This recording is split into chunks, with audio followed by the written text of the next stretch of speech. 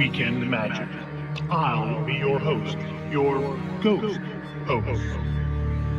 Your cadaverous pallor betrays an aura of foreboding, almost as though you sense this quieting metamorphosis.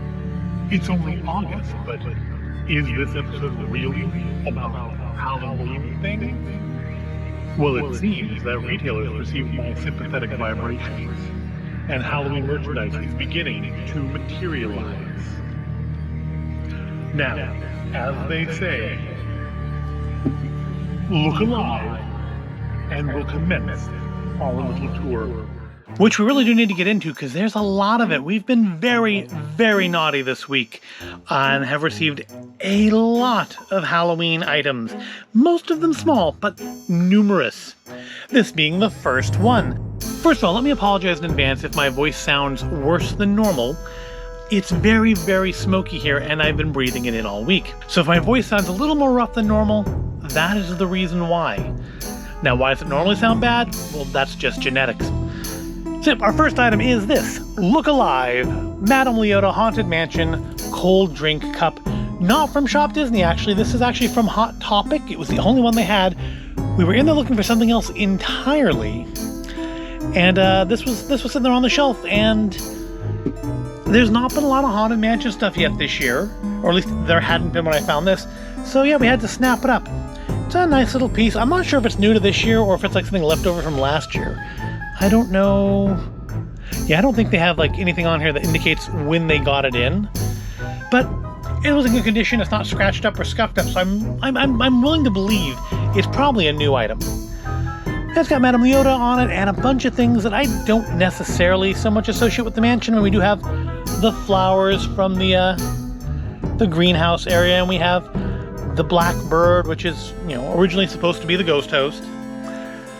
Yeah, it says Look Alive on it. And yeah, it's about our first Haunted Mansion purchase of the season. But there are others. Let's look at them.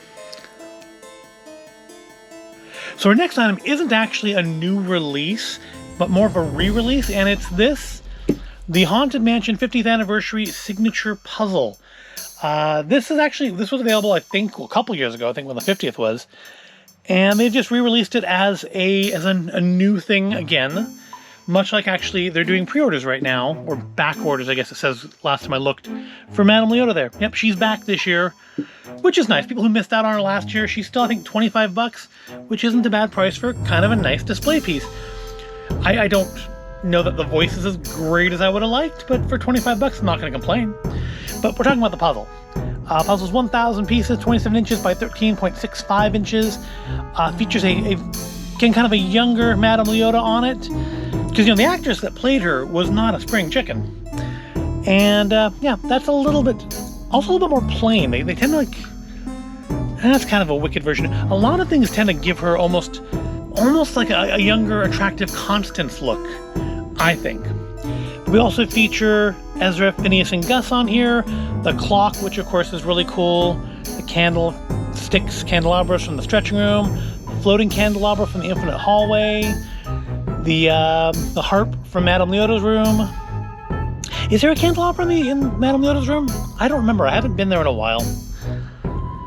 But it's the artwork on it's very nice. I don't normally do puzzles, but I guess we'll have to do this one at some point. So I guess it came out last year, titled Ghoulish Delight 2020.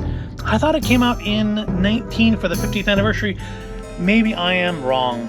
Of course, the 50th anniversary did last an entire year, so I guess that still come out in 2020 and still technically be during the 50th year of it. This artwork was created by Darren Wilson, a well-noted artist for the Walt Disney Company. And it's on there for $24.99, and I do believe it is still available, at least it was last time I looked. And of course, this week on Monday, we did see the release of the Haunted Mansion key. And for that, I think we do need to go into the closer-up view. And here is our Haunted Mansion key, a little bit of a closer-up look at that. It is, of course, follows the same form as your standard Disney Key to Imagination key. We've got the Haunted Mansion wallpaper pattern there on the D. A almost like cyber-looking version of Madame Leota on the center there with the moon, and I think that's supposed to be the sun on the other side of her. Yeah, I think it's some of the face on it. It says Haunted Mansion there on the front of the key, on the stem, I guess that's what that's called.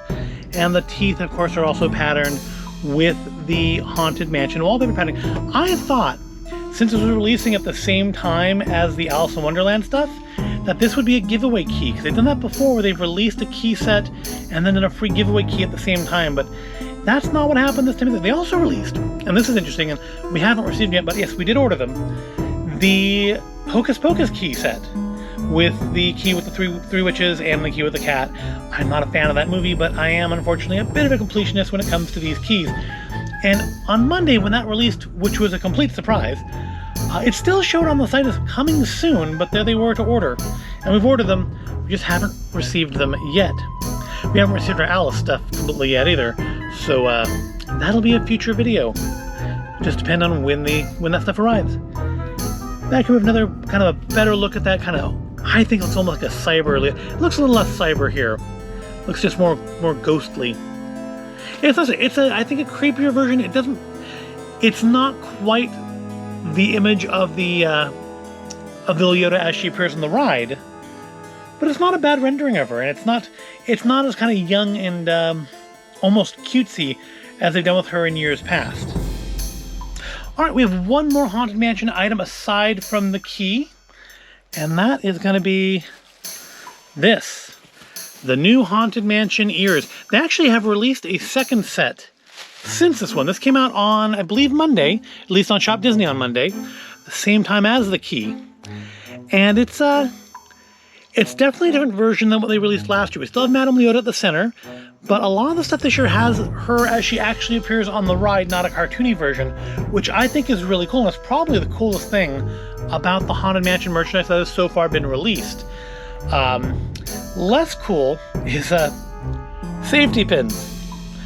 Why are they real? I try not to look at these things too much before doing the video. I like my first opinion of them to be shared with you, kind of like I do with food stuff. But are these just real, normal? My God, they are. They've been pinched shut so they don't come open easily.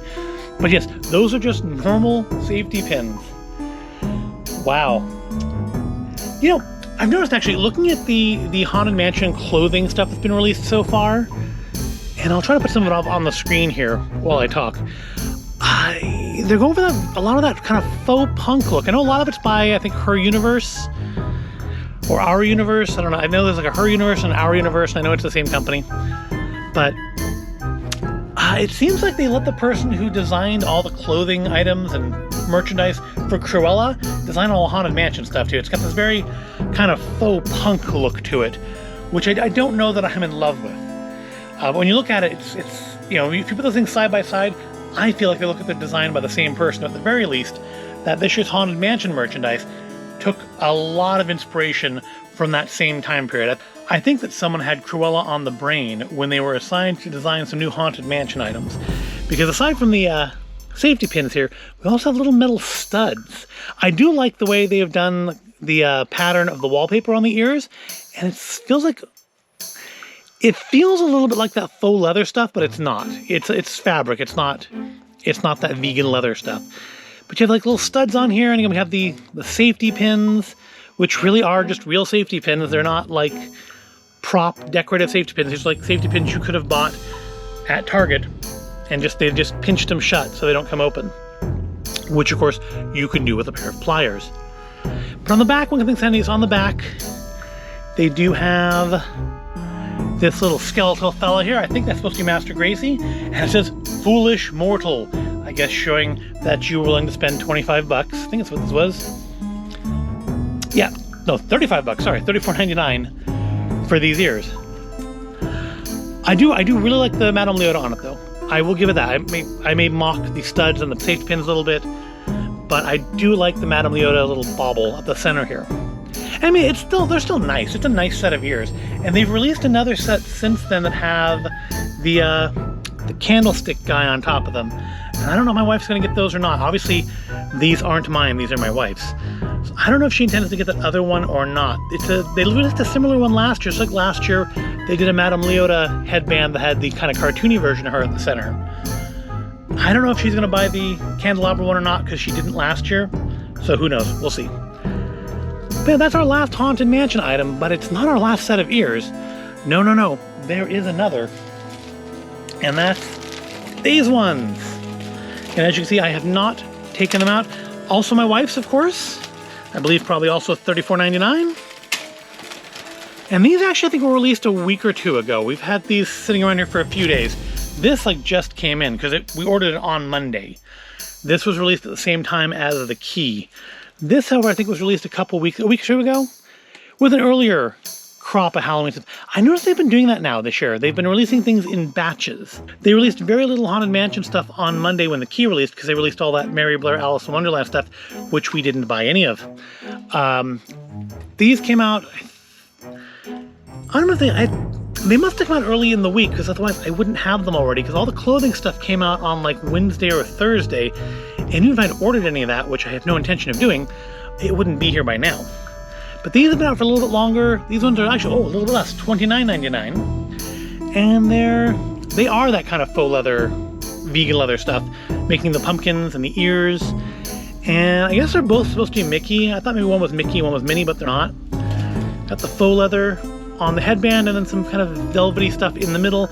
I guess so it sticks to your hair a little bit better. Similar stuff on here. Her Universe. Well, there you go. That's why it looks like the other Her Universe items. It's actually a Her Universe ears. And in case you didn't realize, it's for the Haunted Mansion. See, there's that same font, that same kind of faux punk font on there. But this is not all. We have more. We have pins. We have a lot of pins. So let's get down to the itty bitties and look at the pins. All right, let's start with our pins. And where do we start? There are a lot of them. No, actually, no. Let's start with the one that's not a pin. That. Yep. It's another Black Widow coin. That's like 5 of them we have now. I don't know what happened. I don't know if they just thought Black Widow was gonna sell better than she did or what, but we keep putting that code in and it just keeps working. So we'll be able to use these as money pretty soon. We have plenty of them. I guess maybe down the road, years down the road, maybe these will be worth something. Now on to the actual pins. We'll start with the one that was, I guess, the least Halloween, which is going to be this one here. Coco, Seize Your Moment pin.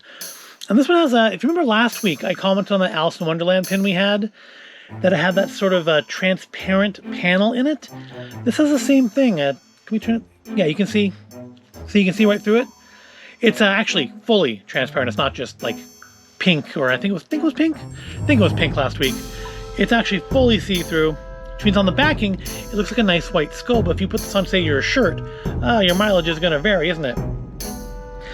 Yeah, but it's for Dia de los Muertos, or Day of the Dead. We'll just say Day of the Dead. I'm not going to try to say it in Spanish because I'll ruin it and be offensive, and I don't want to be offensive. But yeah, it's a nice little pin. My wife picked this one out. It is a pin trading pin. It is $12.99, open edition.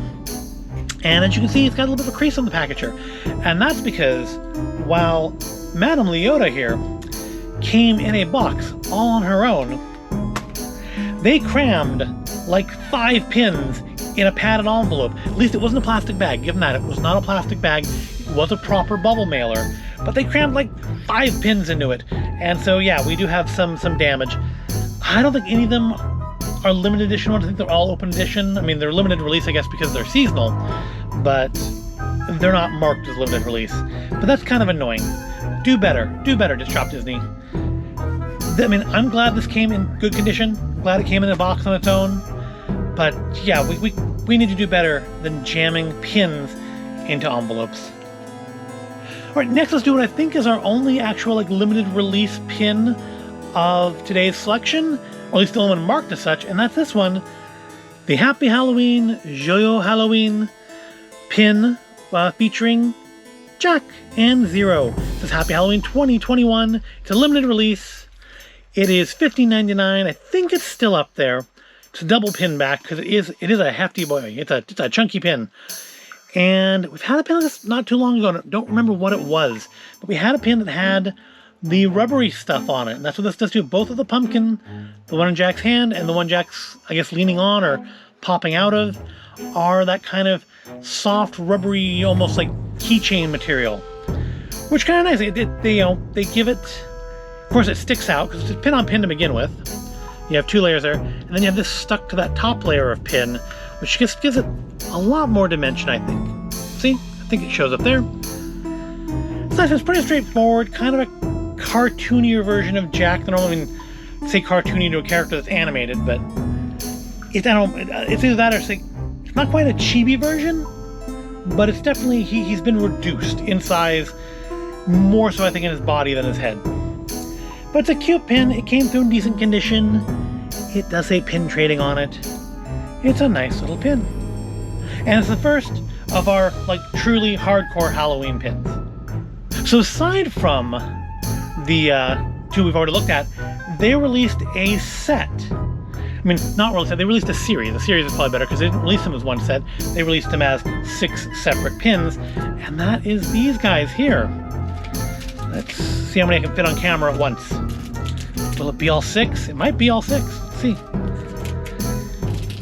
Yep, I saw these, and they're cute, and they're only $9.99 each. They're open edition, but there's 6 of them, which means it was like $60. Of course, we got the 10% off from using the Disney Visa card, but still, that's upside down. That's better. Still, it is 6 pins. We have Mickey, we have Minnie, we have Pluto, Chip and Dale. I guess technically it's 7 pins because you get 2 here. They are separate pins. Goofy and Donald. Yeah, they're all nice. They're not that kind of retro style that last year's D23 pins were, which I do kind of like. They went with something a little more modern looking. And at $9.99, they're not bad. They're all kind of same color schemes. A lot of orange, a lot of purple, a lot of black.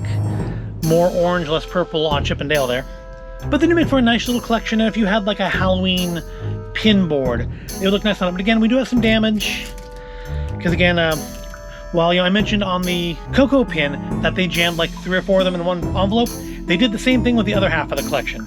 So a number of them do have some card damage, but none of the pins are messed up, which is, I guess, ultimately what really matters is you want the pins to be in condition, right? The packaging, I guess I'd be more upset if they were limited edition, limited release, collector's edition pins, and they're not. They're just normal pins. But they were a nice little Halloween set, and given that I'm sure there's a lot of Halloween pins being released in the park, they've released very few of them on Shop Disney, so if you don't live near the park, and you don't have somebody who can go do runs to the park for you, which I suppose, it would be easy enough to find somebody to do that. There are people online who do that. I'm just, that unsocial, as I've mentioned before. I haven't done that. And frankly, we're spending enough even without getting those park pins. But I am hoping there'll be some more Haunted Mansion stuff coming out before too long, because I wouldn't mind adding another couple Haunted Mansion pins into the collection this year. And that's it for the small stuff. I think we blew through these 6 a little quickly here, just because I just did them all at once, because I don't really want to do each one individually. I think you can get a good view of them. They're all very nice, a lot of pumpkin theme. I got Figaro with Minnie again. I'm still unclear when exactly the cat from Pinocchio became Minnie's cat, but that does seem to be a running theme, because even the toy box figure of her came with Figaro. Yep, they're very nice. I think if I had to pick a favorite, I think I feel like Goofy, as I think it's supposed to be a scarecrow. I guess by the fact he's surrounded by... Are those the crows from Dumbo? No, they're not. They aren't wearing the clothes anyways. If they are, they're not dressed in costume. But I do think I like that better, although I do like Donald with his foot stuck in a pumpkin. That's a very Donald look. But yeah, I think I like Scarecrow Goofy the best. And there we have it, our first real Halloween haul of the season. Lots of Halloween pins, a couple new Haunted Mansion items. It looks like there won't be any new Haunted Mansion Funko stuff this year. I haven't seen anything announced or previewed or promoted or leaked or anything yet. So I guess, I don't know, maybe the stretching room pops last year didn't do well enough. I don't know. But it seems like we're not gonna get any this year, which is disappointing because there are still plenty of characters to do, like Hatbox Ghost. Just because you did him years ago as a Parks exclusive and he sells like $400 online doesn't mean you can't do a new version of him now. You redid the Hitchhiking Ghosts in that kind of chromey Target exclusive version. You can redo something with Hatbox. But this is not the part of the episode where I complain about the lack of Hatbox Ghost merchandise. It's the part where I talk about what got me through this week. And while I have enjoyed the beginning of the second series of Wellington Paranormal on HBO Max, and I did enjoy the T'Challa as Star-Lord episode of What If, I've already mentioned those shows. So today, I will say what got me through this week is a relatively new anime on Netflix. I guess it originally aired from Funimation like beginning of last year, but I'm pretty sure Netflix just got it recently, and that is a show called Darwin's Game. The basic plot of which is that a young teenage boy, a high school kid, because it's always high school kids in these shows, has stumbled into a game of life and death on his phone. It's an app game, kind of like one of those augmented reality things like Pokemon Go or Ingress, only this one really is life or death, in that you are imbued with one superpower, which may be something defensive, like the ability to see people's auras. I think is how they actually describe it in the show. It looks more like heat signatures. Or the ability to see a few seconds into the future, or something more offensive, like the ability to set things on fire or turn yourself invisible, which I guess actually is more of a defensive one, isn't it? And you have to compete against other players in battles that may or may not be to the death. And the show reminds me a little bit of some things like High Rise Invasion, or the actually live-action series called Alice in Borderland, even a little bit of the old anime Eden of the East, in that you just have this game structure, but people really are like getting killed. I'm only about halfway through the season. I think it's 11 episodes. I'm through episode 5 so far, and I am enjoying it. I'm liking it quite a bit. Battles don't take 2 or 3 episodes. It's not something that lasts 100 episodes. I guess the manga is like something like 20-something volumes. But I guess the anime only has had 1 season, at least so far. So we don't have any big, like, multi-episode fights. But the powers, or sigils, as they're which, that bugs me. That bothers me, is I see the word in the caption, it looks like sigil to me, but every character says sigil. So I have to assume it's correct. And I'm just seeing the word pronounced a different way because that's how I've always heard it. But I'm enjoying it so far. There's still half the show to go. It can go sideways, but I'm enjoying it. I recommend it. Aside from the word sigil, the only real criticism I have about the show is the end of episode 2. Although I guess originally episodes 1 and 2 aired as an hour-long episode, which makes sense because episode 1 opens like it's a movie, like movie credits, instead of an opening credit. And episode 2 doesn't have any sort of opening sequence until the very end when you finally see the opening credits. And the thing that bothers me about the episode is, and I suppose it's a little fan serviceness, maybe because it was the end of the first episode, to get people to tune back in the next week. The episode ends with a character waking up to find another character completely naked with them in a bed. And the last words of the episode are, "I want to start a family." Yeah. And it's not so much that bothers me as it is the fact that literally like the first 2 minutes of this 3rd episode walks all of that back to explain it away as something it clearly wasn't meant to look like.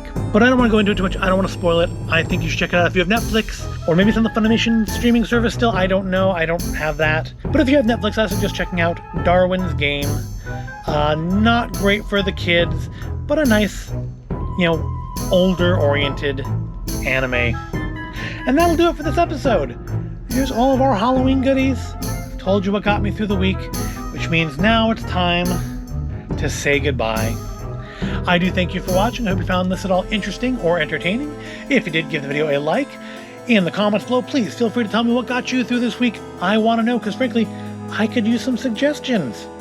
You may tell me something that I didn't know about that I would quite like. But thank you again for watching, and I'll see you in the next video.